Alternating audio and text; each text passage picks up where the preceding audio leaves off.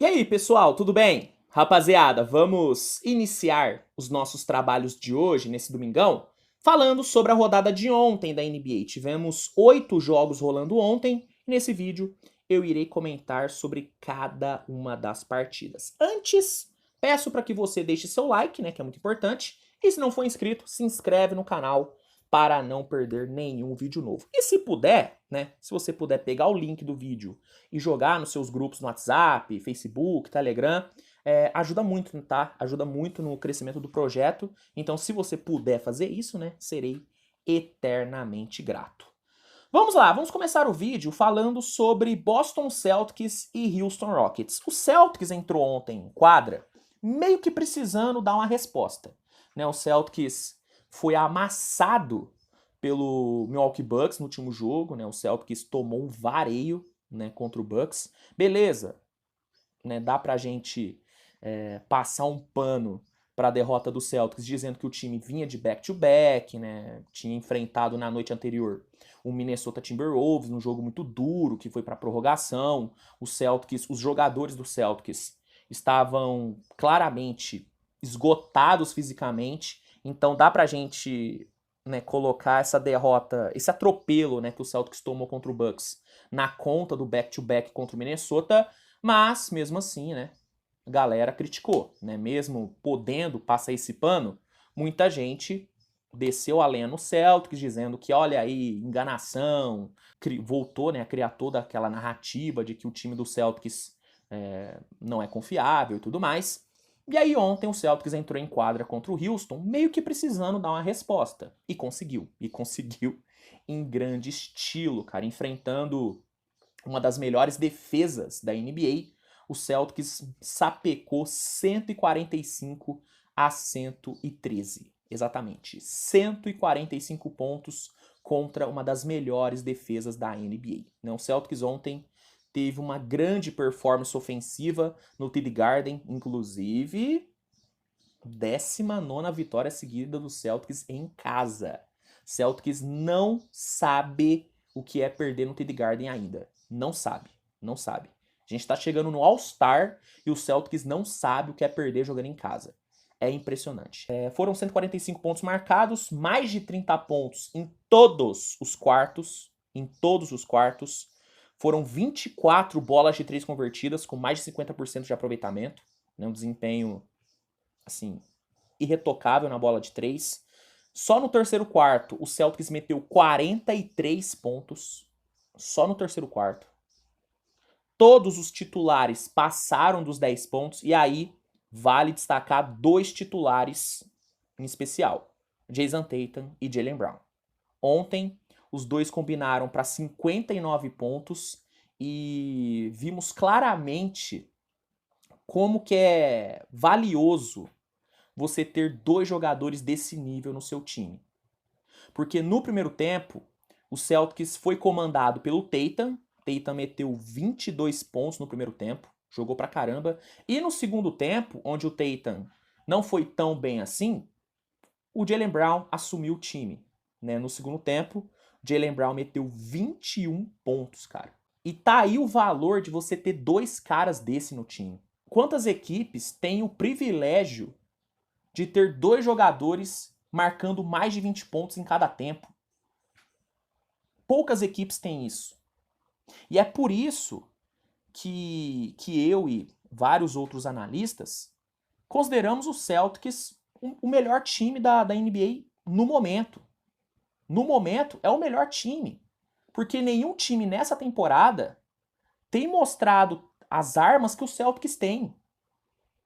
O Celtics tem muita ferramenta, tem muita opção. E tem esses 2 caras que são absurdos.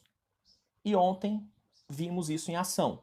O Celtics chegou a 30 vitórias na temporada, são 30 vitórias e 9 derrotas até aqui. E o Houston Rockets sofreu sua 19ª derrota, campanha 19-19. Impressionante como o Houston não consegue se manter com campanha positiva, O Houston fica com campanha positiva 1, 2 rodadas e logo já volta a ter campanha neutra ou campanha negativa, Falta um pouquinho mais de de consistência para o Houston Rockets, que é um time muito bom, que vinha de bons jogos, só que ainda não encontrou aquele equilíbrio, né, entre jogos em casa e jogos fora. Fora de casa, o Houston tem jogado bem pior do que tem jogado dentro de casa. É preciso ter ali um certo equilíbrio. Vamos seguir o vídeo falando sobre um dos resultados mais surpreendentes da rodada de ontem, que foi a vitória esmagadora do Wizards por 127-99 contra o Atlanta Hawks, cara. Assim, a derrota do Hawks já era algo, né, que muitos não esperavam. Agora, perder em casa pro Washington Wizards tomando 127 pontos, aí foi uma coisa que pegou todo mundo de surpresa. Eu fiquei bem impressionado quando eu vi o placar, porque assim, eu até poderia esperar uma derrota do Hawks, porque é um time que não é confiável. Mas perder desse jeito pro Washington Wizards, que até o jogo de ontem não tinha vencido nenhum time do leste fora de casa com mais de 10 vitórias, aí, meu amigo, aí, né, como diria o saudoso Zagallo, aí sim fomos surpreendidos novamente, cara. Porque, pô, bizarro o Hawks ter tomado essa taca jogando em casa. 7ª vitória do Wizards na temporada, o destaque foi o Kyle Kuzma com 29 pontos, e 23ª derrota do Atlanta Hawks, que com a derrota de ontem, chegou a 7 derrotas nos últimos 10 jogos, e o Hawks tem a pior campanha, a sua pior campanha, desde 2019. Assim, a situação do Hawks realmente é muito complicada. Eu acredito que a solução é realmente trocar algumas peças, é dar uma chacoalhada no elenco. DeJounte Murray deve rodar nas próximas semanas, deve ser trocado. Então, é duro, cara. É duro você ter uma perspectiva boa com esse Hawks. Porque, beleza, é um time que tem talento, tem o Jalen Johnson muito bom, tem o Trae Young que, na maioria das noites, tem entregado números muito bons, tem entregado uma boa eficiência, apesar de que nos últimos jogos, né, a eficiência dele deu uma bela de uma caída, mas se a gente for pegar o todo da temporada, ele teve muito mais jogos bons do que ruins. Tem um treinador bom, que é o Quinn Snyder, eu considero ele um treinador bom, só que por alguma razão esse Hawks não consegue engrenar, não consegue ir pra frente, é surreal a situação do Hawks. Tomara que com as trocas, né, que com uma trade deadline bem feita, as coisas mudem lá em Atlanta. Se não for para brigar por playoff, que pelo menos o Hawks tenha um norte para seguir, né? Se não for para trocar o DeJounte Murray por jogadores que façam o time competir agora, que troque o DeJounte Murray, o Capela, por peças que deem um norte, né? Por ativos que deem um norte pro Atlanta Hawks, porque ficar nesse limbo, nesse chove não molha, não dá, não dá, né? É uma situação que nenhuma equipe pode estar. Porque o Hawks hoje não é um time de playoff, mas também não é um time para tancar, né? Hoje o Hawks tá ali, ó, no meio termo. E não dá para você ficar no meio termo na NBA. Você tem que pelo menos evitar ficar nesse meio termo. Então, tomara que essa trade deadline resolva um pouquinho da vida do Hawks, porque é duro, é duro. Né? Ontem, cara, nenhum jogador do Hawks teve pelo menos 40% de aproveitamento, pô. Nenhum, assim. Jogo ridículo do Hawks, ridículo. Seguindo, falar aqui sobre a vitória tranquila do Knicks em cima do Memphis Grizzlies, 106-94. O Knicks encarou um catadão do Memphis Grizzlies, que está sendo assolado por lesões. Além de não ter o Ja Morant, não ter o Steven Adams, não ter Brandon Clark, não ter Marcus Smart, ontem o Memphis não teve o Desmond Bane, que torceu o tornozelo no último jogo, e não teve também o JJJ. Então, assim, o Knicks encarou um catadão do Memphis, que até fez um bom jogo, né? O Memphis até, né, deu um calorzinho no Knicks, mas no fim, né, o Knicks venceu 106-94, 23ª vitória do Knicks na temporada, a 5ª vitória depois, desde que o Anunoby chegou no time. Julius Randle ontem jogou muito bem, foram 24 pontos e 11 rebotes, e o Knicks segue aí muito bem na Conferência Leste, segue em zona de playoff, praticando um basquete muito bom em 2024. O Knicks tá bem. Já o Memphis, é muito triste ver o Memphis passando pelo que tá passando, né, sendo assolado por essas lesões. E é o que eu falei num vídeo que eu publiquei há poucos dias atrás, publiquei nessa semana. O Memphis tem que começar a pensar na temporada seguinte. né? O foco do Memphis tem que ser a temporada 24-25, porque essa temporada, né, já foi meio que pro vinagre. Não tem como, cara. É muito desfalque, é muita ausência. E nem o melhor treinador da história poderia fazer esse Memphis brigar por play-in, né? Nem se o Phil Jackson, nem se o Greg Popovich e o Eric Spoelstra formassem a comissão técnica do Memphis, nem com esses três ali o Memphis ia conseguir brigar por play-in ou por playoff, porque não dá, velho. É muita lesão, não tem como fazer nada. Então, o Memphis é pensar na próxima temporada e o Knicks tentar manter, né, essa boa fase, essa boa consistência, né? Porque se manter, dá pro Knicks sonhar legal com o mando de quadra. Dá pra sonhar legal, porque o basquete que o Knicks tem apresentado é muito bom. Outro time que venceu bem ontem foi o Oklahoma, né? O Thunder encarando o Orlando Magic, que venceu por 112-100, um jogo muito sólido do Oklahoma. O Shai teve mais uma atuação de mais de 30 pontos, foram 37 pontos para ele ontem, com 65% de aproveitamento. Esse foi, se eu não me engano, o 28º jogo de 30 pontos do Shai na temporada, né, jogando muita bola. Além disso, foram 6 rebotes, 7 assistências e nenhum turnover, né, um jogo muito limpo do Shai. E uma vitória incontestável do Thunder, enfrentando um bom time do Orlando Magic. Né? Importante destacar que não foi contra qualquer um, foi contra uma das melhores defesas da NBA. Com essa vitória, o Thunder, né, segue na caça pelo Minnesota, segue aqui, ó, cheirando o cangote do Minnesota. São 27 vitórias e 11 derrotas, mesma campanha do Minnesota. E existe um mundo onde o Thunder fecha a próxima semana, né, sendo o líder da conferência. E eu vou te falar uma coisa, eu não vou saber lidar com o Thunder liderando o Oeste, porque faz muito tempo que eu não vejo o Oklahoma liderando o Oeste, então eu já tô me preparando para isso, né? Tomara que aconteça e clubismo, né, à parte, o Thunder tá numa sequência muito boa, né?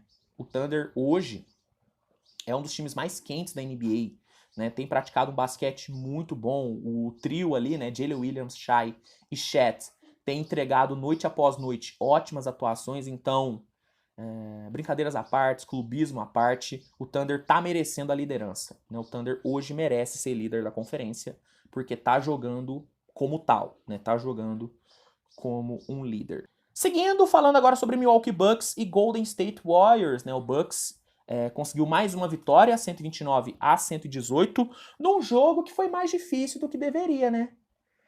O Warriors ontem não teve o Stephen Curry, né? O Curry foi poupado, e mesmo sem o Curry, o Warriors, cara, teve uma boa chance de ganhar.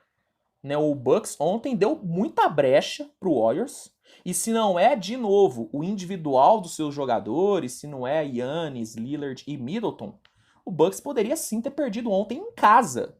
O que seria, né, uma derrota, né, dolorida demais. Porque perder pro Warriors sem o Curry em casa seria duro de engolir, hein? Seria duro de engolir. Ainda mais depois do amasso contra o Celtics. Daria uma brochada absurda na torcida. Mas não foi o que aconteceu, né? Apesar do Warriors ter fechado o primeiro tempo na frente e jogando bem, né? O Warriors chegou a abrir 7 pontos no segundo quarto.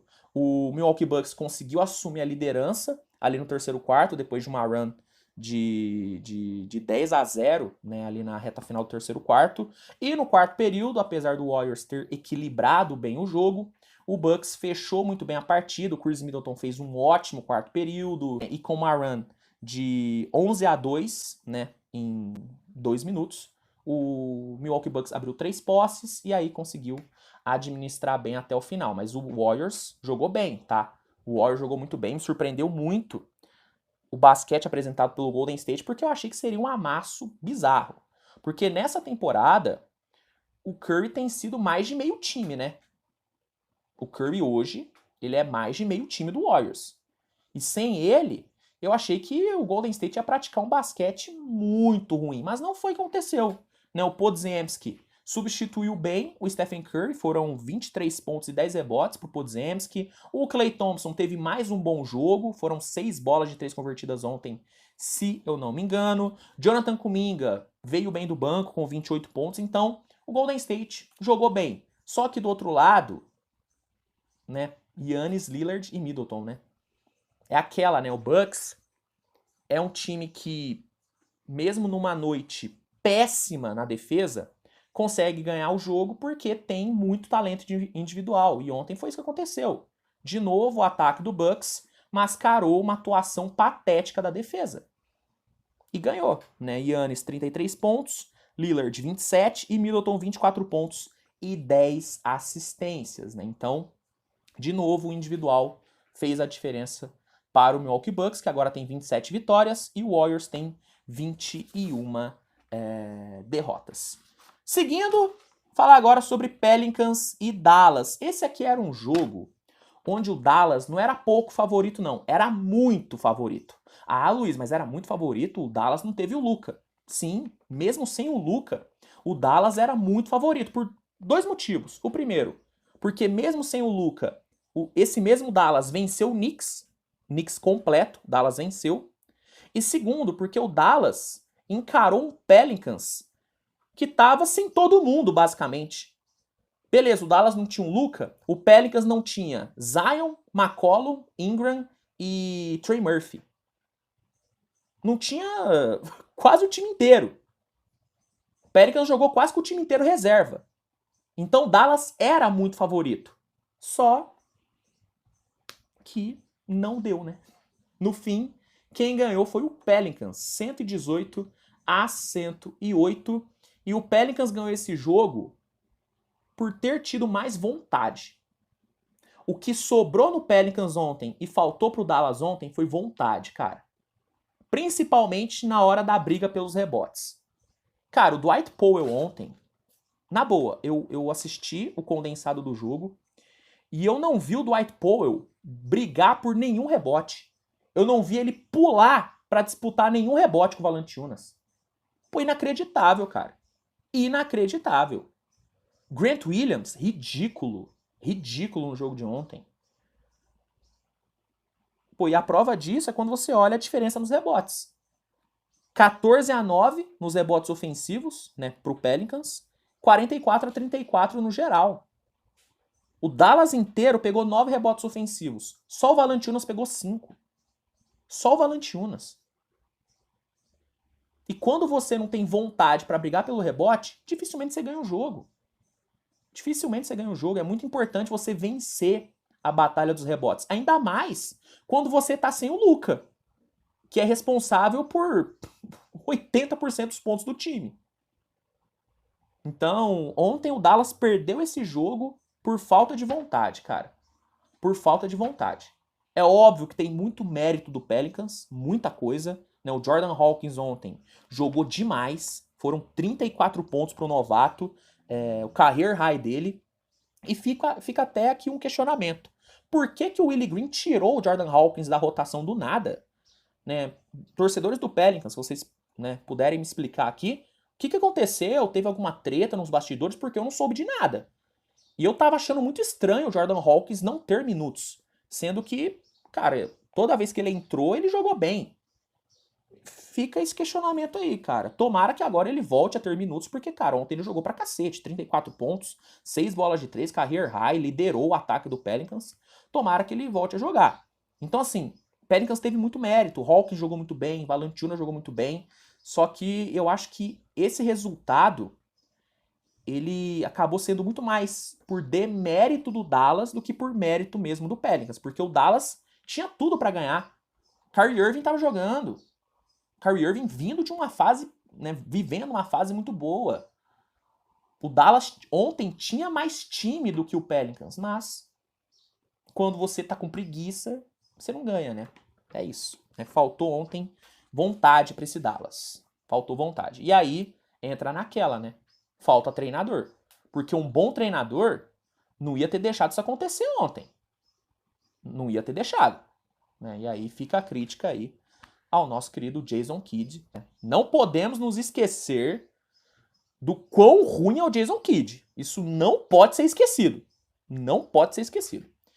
Vamos seguir falando sobre o penúltimo jogo da rodada, que foi Chicago Bulls e San Antonio Spurs. Né? O Bulls que veio de derrota, né? Vinha de derrota pro Warriors. Ontem conseguiu vencer o Spurs, que não teve o Victor Wembanyama, 122-116, né? Um jogo bom do Chicago Bulls. Defensivamente as coisas não funcionaram muito bem para Chicago, só que o ataque funcionou, né? Vucevic e DeRozan combinaram para 44 pontos, o Ayo Dosunmu teve um ótimo desempenho saindo do banco e o Bulls venceu 122-116, 19ª vitória do Bulls na temporada, Bulls que tá aí em busca da campanha positiva, ainda não conseguiu, mas tá muito perto, são 19 vitórias e apenas 22 derrotas. Já o San Antonio Spurs, mais uma derrota, né? Chegou a 31 derrotas na temporada. Só que ontem o Spurs batalhou, né? Ontem o Spurs batalhou. E eu quero destacar o Tre Jones.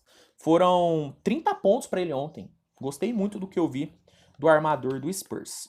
E para fechar o vídeo, meus amigos, comentar sobre mais uma vitória do embalado Utah Jazz, cara. Ontem o Jazz venceu mais uma e venceu um grande adversário, venceu o poderoso Los Angeles Lakers, jogando em casa, jogando em Salt Lake City.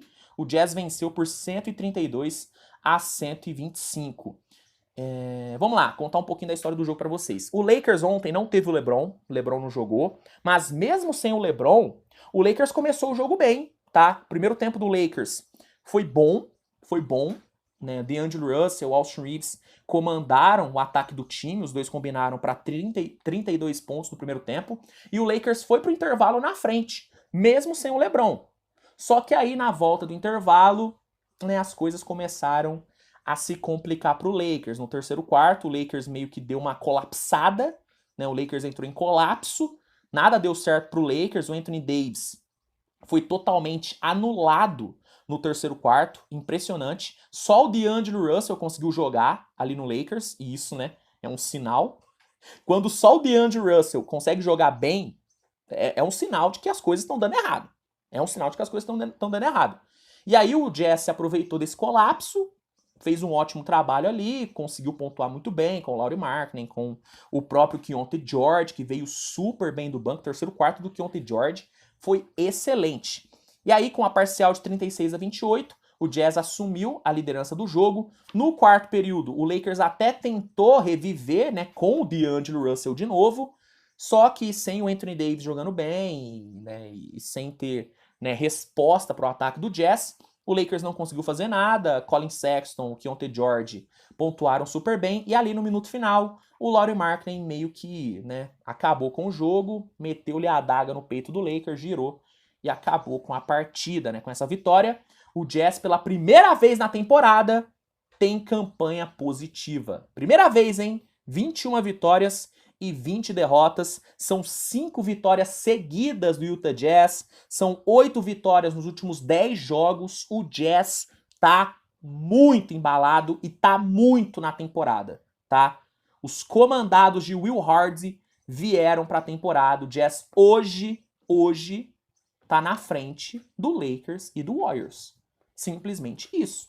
Simplesmente isso.